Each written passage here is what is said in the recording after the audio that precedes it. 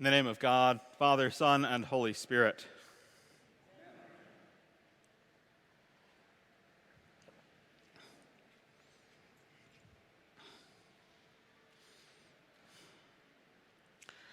This morning's passage from St. Matthew's Gospel is difficult.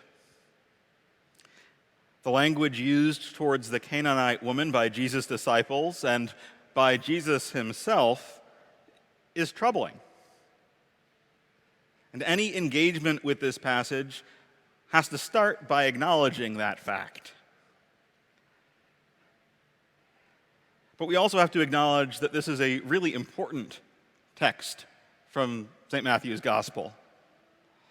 It's an important stop along the arc that starts with Jesus coming to his own community, to God's chosen people of Israel, and then extending that light and hope outward from there to encompass the entire world. The gospel itself ends with the command to go forth into the world, baptizing all people, proclaiming the good news of God to all. And so it's worth wrestling with this text over and over again to seek out the blessing of God's good news for us. Good news of a God who is with us, who is for us. This morning in particular, I want us to focus on the response that caused Jesus to refer to the Canaanite woman as one whose faith is great. In the entirety of Matthew's Gospel, Jesus only refers to two people that way. This Canaanite woman and a Roman centurion who we met back in chapter 8, who came to Jesus on behalf of his paralyzed servant. Jesus calls her faith great in response to her unabashed and unashamed proclamation of the gospel. And that is what this is. It's a proclamation of the gospel. And a proclamation that she makes while she is being ostracized, while she is being marginalized by Jesus' own followers. Her proclamation takes the form of a defiant argument.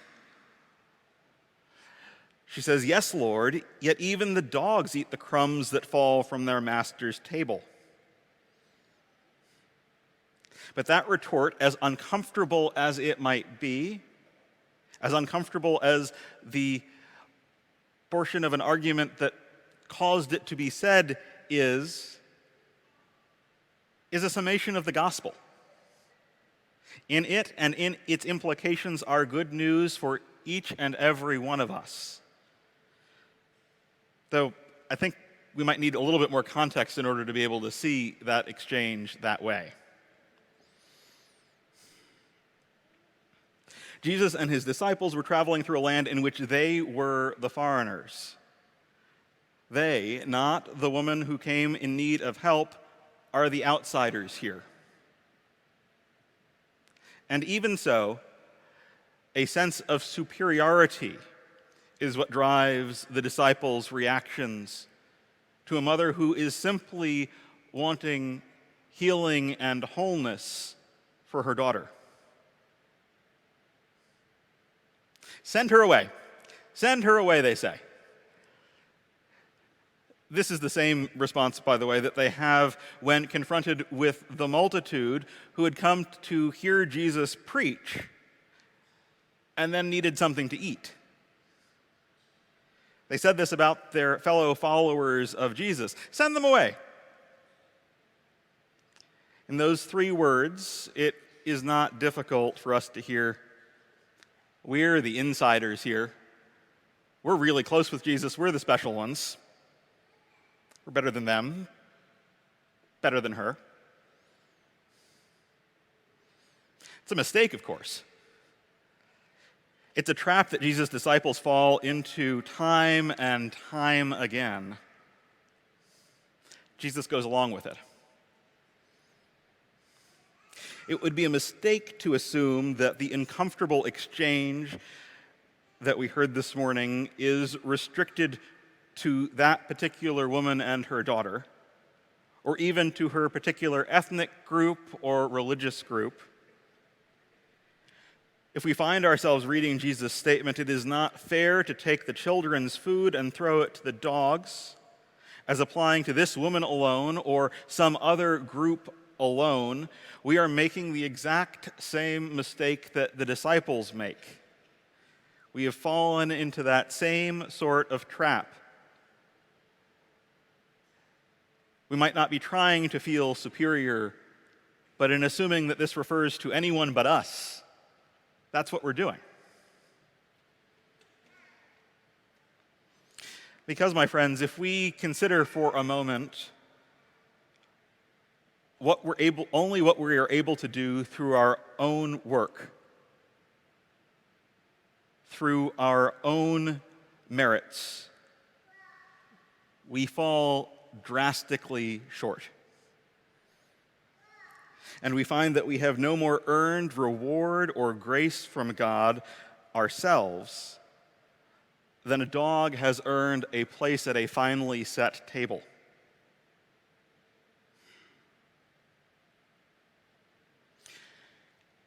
Richard Niebuhr once called the doctrine of sin the only empirically verifiable truth of Christian faith.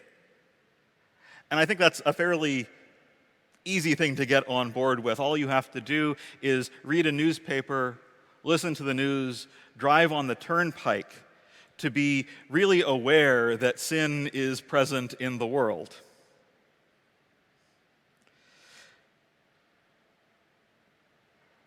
But as easy as it is for us to acknowledge sin in the world, it's just as easy for us to fall into that same trap again.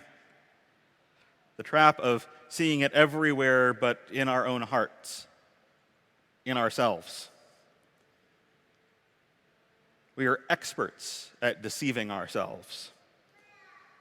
We have a real talent of convincing ourselves that we can do it all. And we can do it all by ourselves.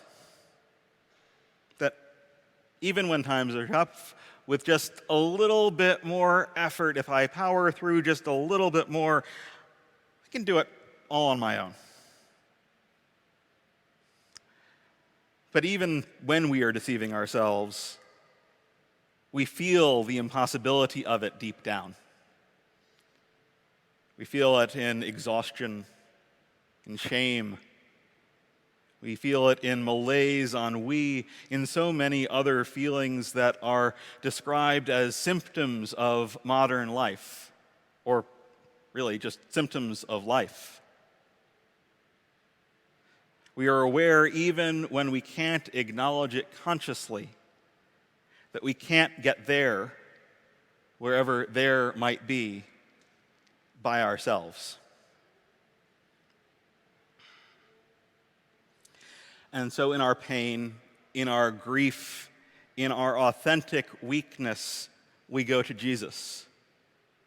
We go to Jesus taking up the same posture and often in the same words that the Canaanite woman used. We go to Jesus saying, "Lord, help me." And we do this in faith. Sometimes that faith is great faith. Sometimes it's just little faith. But we go in faith seeking the healing that was granted to the Canaanite woman's daughter. And from Christ we receive it. We receive what we ask for and so much more. In response to our pleas for aid, we are fed not simply scraps from the table, not just a little bit dropped on the ground to placate us. Instead, we are fed from the bounty of Christ's grace. We are fed with eternal food that holds us and strengthens us in this life. We are fed by and with Christ himself. We find that response most visibly in the bread and wine of communion. But it is true of every morsel that is given to us from God's board.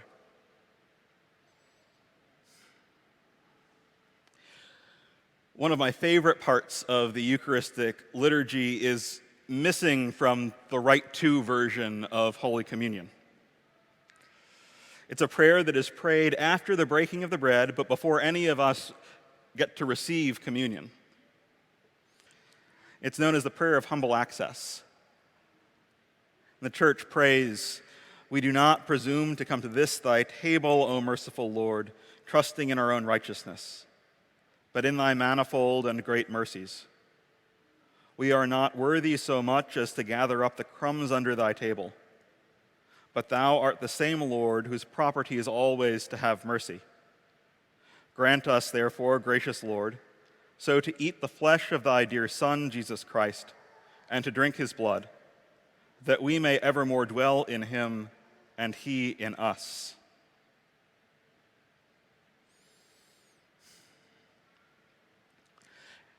In this prayer, the church proclaims the truth that the Canaanite woman knew, a truth that she had confirmed for her when she met Jesus and her daughter was healed. That God has not and will not abandon any one of us. That regardless of our standing in the community, regardless of what others might say about us or do to us, God will provide for us from God's bounty. That God's property is always to have mercy. Mercy on us at our very best and at our uttermost worst. We are assured that God will take us from wherever it is that we are, and through his work for and in us, make us worthy of the gifts that God is already giving to us.